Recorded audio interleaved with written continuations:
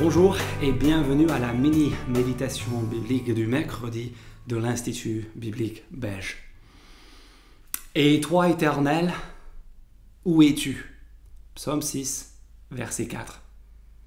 La grande question du roi David face à la souffrance n'est pas que notre question à tous, où es-tu, Dieu, lorsque je souffre? C'est aussi la question que l'on retrouve dans la bouche du plus grand descendant de David, Jésus-Christ, au moment où il va affronter la plus grande souffrance de sa vie. Venez avec moi à l'évangile de Jean, chapitre 12, et le verset 27.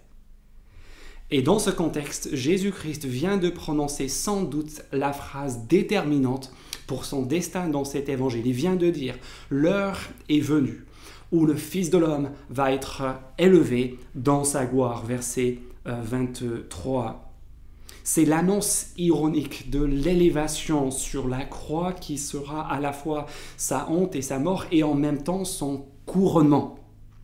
Et comme le roi David, il déclare dans ce contexte, en reprenant le psaume 6, « Mon âme est troublée » ou dans les autres évangiles, « Mon âme est triste à en mourir ». Et maintenant, comparez la suite de ce que Jésus dit avec la suite de ce que David disait dans le psaume 6, verset 5. Jésus ne dit pas comme David, « Mon âme est toute troublée », verset 5 du psaume 6, « Délivre-moi de cette heure », mais plutôt, « Mon âme est toute troublée, et que dirais-je » Est-ce que je dirais comme David, Jean 12, 27, « Délivre-moi de cette heure », mais non. Mais non, c'est pour cela que je suis venu jusqu'à cette heure. Qui est Jésus? Jésus-Christ est le roi à l'âme troublée du psaume 6 par excellence.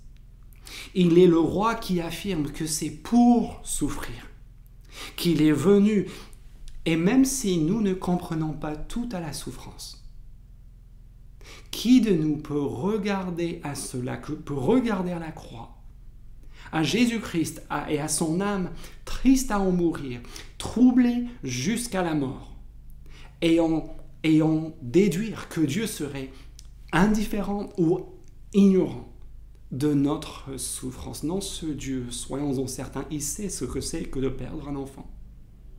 Il sait ce que c'est que d'avoir à affronter la mort seul. Il sait ce que c'est que ne jamais se marier, que d'être trahi de tous ses amis. Et surtout, verset 2 du psaume 6, il sait ce que c'est que de porter tout le poids de la colère de Dieu contre le mal et contre les péchés que nous avons commis.